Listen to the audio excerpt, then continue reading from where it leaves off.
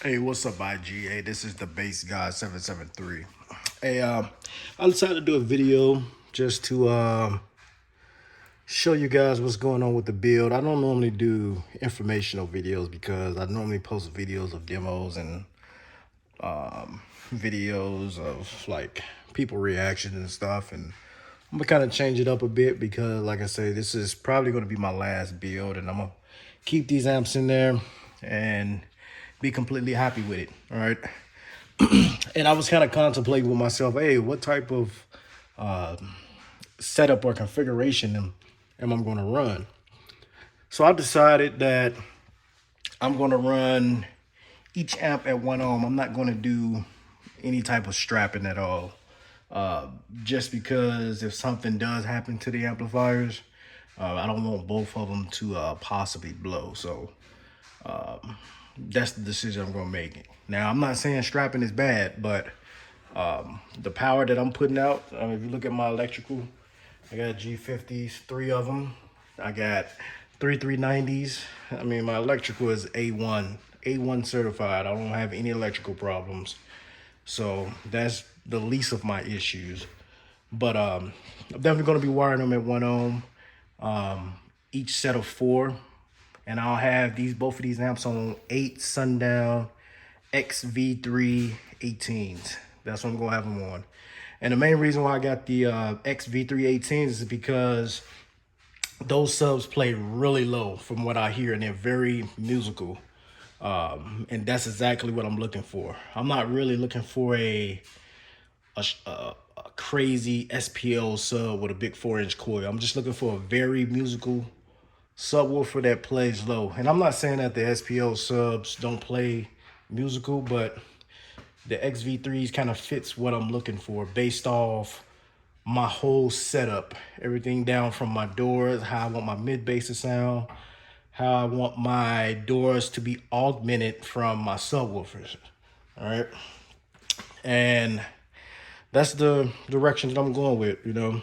I plan on hitting a lot of shows at the beginning of next year. I will be at finals here in Lawton, Oklahoma. So I will be at finals in March of next year. So be ready for that. I've missed 2 of them, and people have been asking, "Hey, where you been, man? Where you been?" But I will be there next year, and this build will be fully ready, and I'm not taking anything out come next year. So this is what you see here, exactly what you're gonna see come next year when I start hitting the rest of the shows too. And some of y'all probably wonder, hey, what is strapping? Or how do you strap your amps? All right, so I can give y'all a brief idea of how strapping works if you don't know, or if you haven't asked anybody. So strapping your amplifiers or linking them, or however you want to call it, is pretty much these 2 amps combining or fusing together to make one big amplifier. That's pretty much what strapping is. I'm linking both of these together, and it's pretty much you're controlling one amplifier.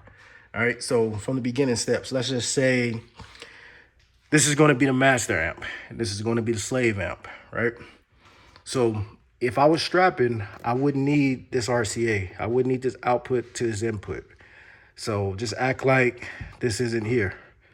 Only thing you're going to need is the output RCAs going into the input of the master. Also, you need to make sure right here, make sure that your output is set to master. All right, where it says output master right there, make sure that's switched on, because this is going to be your master amp where you're going to be setting your frequencies, your gain, etc. All right, this amp down here, all right, you don't need to do nothing to it but plug things in, and I'm going to talk about that. All right, now we got that part set up, right? We got the RCAs connected from the output source back into the input source, which is the JPA3, right? Now, wiring, and this is where I think some people mess things up, and this is why I think some people amplifiers go into protect. And this is probably because this is what most people do in today's car audio world, you know.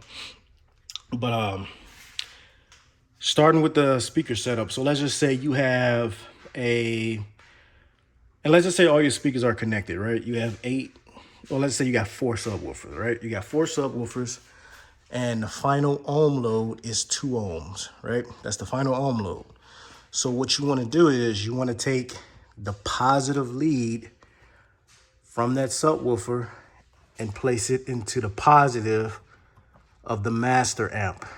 The positive lead of the subwoofer into the positive output of the master amp. Next, you want to take the negative lead of that same subwoofer and place it in the positive output of that slave amplifier. That's what you want to do. That's the first step. Now, the next step, you're going to connect negative from the slave to the negative of the master. All right. And that's pretty much it. After you do that, you need to make sure that this slave amplifier is switched to input slave. That's what you need to do. You can't have both of these amplifiers in master. So this one needs to be a master, since this is the one that's going to be controlled. And then you have this one, which is going to be the input slave. All right, so master, slave. Those are the configurations you need. All right, next, once that's set up, right?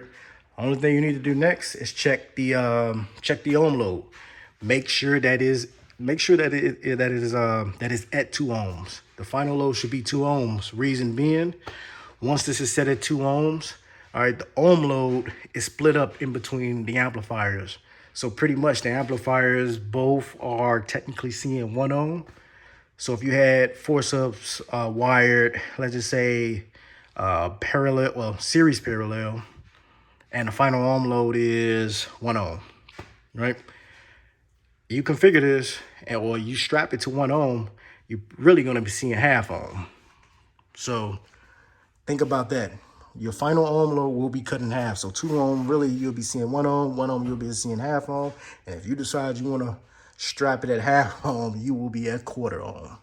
And you don't want to do that, you know. But like I said, that's just how I like to do things. Also, let's keep in mind about dampening factor. People don't know about that.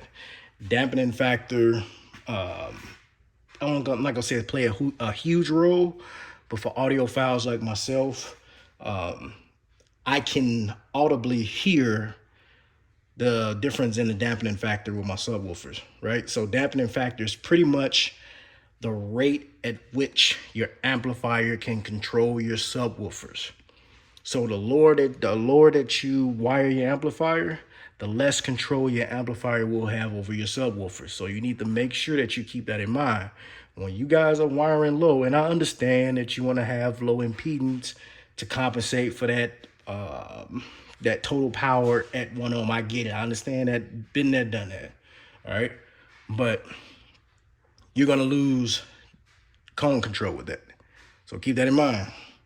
But like I say, honestly, I think if you like to demo every single day, there's no point in wiring at 1 ohm. If you strictly demo. Now, if you're doing SPO numbers, that's a different thing. That's the only time personally, in my humble opinion, that I think you should wire low is when you're doing numbers. And people always ask me, why you don't wire low? Well, I don't do numbers. I demo, you know? So that's the difference. You know, people need to understand there's a difference at wiring low, trying to get numbers, and then wiring low and just doing demos, you know?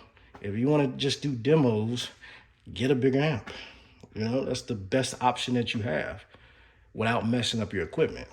So I just wanted to give you guys a brief understanding of what's going on with the build, and I'll be hitting the shows, but hopefully this helped you guys out, and hopefully, you know, I'll be hitting the next show. You know, the one I'm looking towards to is Wake the Dead. So y'all got any questions or anything regarding this build, just drop the comments after this video. Y'all be safe.